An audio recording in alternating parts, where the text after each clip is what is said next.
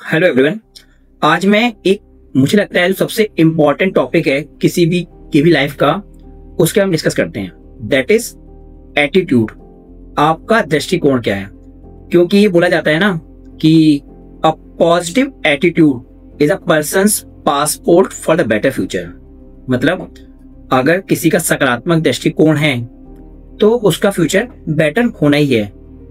एक और चीज बोली जाती है कि your attitude determines your altitude in your life.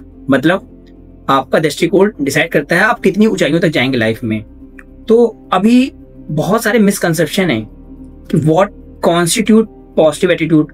आपको लगता है कि आपका पॉजिटिव एटीट्यूड है कि आप एग्जाम निकाल लोगे, but what it is positive, इसका मतलब क्या है? एटीट्यूड का मतलब क्या है? कुछ लोग लगता है उनकी फीलिंग्स होती हैं, वो फीलिंग्स एटीट्यूड होता है। कुछ लोग वैल्यूज होती हैं, कुछ लोगों का बिलीव होता है, एक्शंस होते हैं। तो सब चीजें अलग हैं। तो आपको सब चीजों को डिफरेंशिएट पता होना चाहिए। अदरवाइज आप बोलोगे आपका एटीट्यूड पॉजिटिव है towards this preparation, but are you sure? Is it positive और नॉट? Let's check it. तो अंडरस्टैंड करते हैं दृष्टिकोण, एटीट्यूड का मतलब क्या होता है। इसका मतलब होता है the way you think, feel and act. मतलब the way you think, mind पे क्या थिंकिंग है, क्या बिलीव है, whatever feeling you are having, and the way you are acting on it, behaving on it. मतलब एक बार आपके thinking में क्या आ रहा है एंड आपकी क्या फीलिंग्स हैं, आपके क्या एक्शंस हैं रिगार्डिंग एनी ऑब्जेक्ट, पर्सन्स और थिंग्स, वो आपका एटीट्यूड डिफाइन करता है। मतलब एटीट्यूड में 3 कंपोनेंट होते हैं जिसको बोलते हैं ABC model. Affective, that is more of a feeling related, behaviour that is action related, and C for cognitive that is thinking relative. तो आपका एटीट्यूड डिसाइड होता है आपके तीनों फैक्टरों से। कॉग्निटिव थिंकिंग, अगर आपकी थिंकिंग अलग है, आपका एक्शन अलग है, बिहेवियर अलग है, तो वो आपका एटीट्यूड नहीं है। ठीक है, ऐसे बिहेवियर, एक्शंस, आपका अफेक्टिव फीलिंग्स, ये सब चीजें अलग होती हैं। एंड आपको लगता है आपका एटीट्यूड पॉजिटिव है towards this preparation, towards this exam, तो आप अपने आप को चेक करो। आर योर, तुम्हारा जो बिलीव है टुवर्ड्स दिस एग्जाम वो पॉजिटिव है? आपको लगता है आप निकाल लोगे? दूसरा, आपके अंदर एक फीलिंग है डेली टारगेट्स को अचीव करने की, आर यू श्योर कि तुम कर लोगे? वो फीलिंग्स आनी चाहिए। तीसरा क्या होता है? आपके एक्शंस, आप डेली आंसर राइटिंग कर रहे हो, क्वेश्चंस लगा रहे हो, पीवाईक्यू एनालिसिस कर रहे हो, करंट अफेयर कर रहे हो। जब ये तीनों चीज आपके कंसिस्टेंट होंगी तब जाके जो एटीट्यूड होता है उसको बोलते हैं पॉजिटिव एटीट्यूड। समझ में आया? अब एक और कॉन्सेप्ट आता है दैट इज ब्यूरोक्रेटिक एटीट्यूड। तो ब्यूरोक्रेटिक एटीट्यूड का मतलब क्या होता है? एक होता है ब्यूरोक्रेटिक, एक होता है डेमोक्रेटिक। अब जब मैक्स वेबर ने अपनी थ्योरी ऑफ ब्यूरोक्रेसी दी थी तो उसने बताया था कुछ क्वालिटीज ब्यूरोक्रेसी की।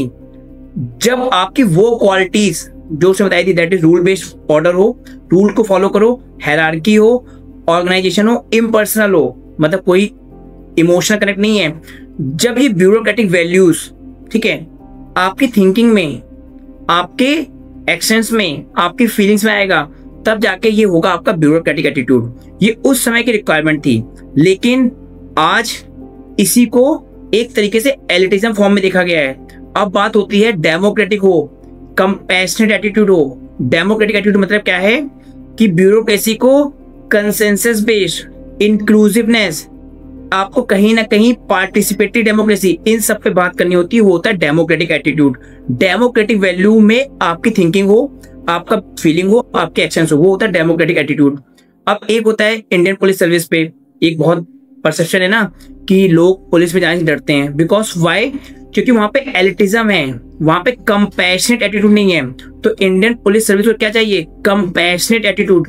जब वो कंपैशन आएगा तब जाकर उनका एटीट्यूड बनेगा as per the need of the services. एक चीज और बताता हूँ, एक जो यूपीएससी में कॉन्सेप्ट आया है that is moral attitude. Moral attitude समझो क्या होता है? हर पर्सन की मॉरलिटी बदलती रहती है। तो इमैनुअल कांत का मॉरल एटीट्यूड कहता है कि means is important, categorical imperative, deontologic ethics.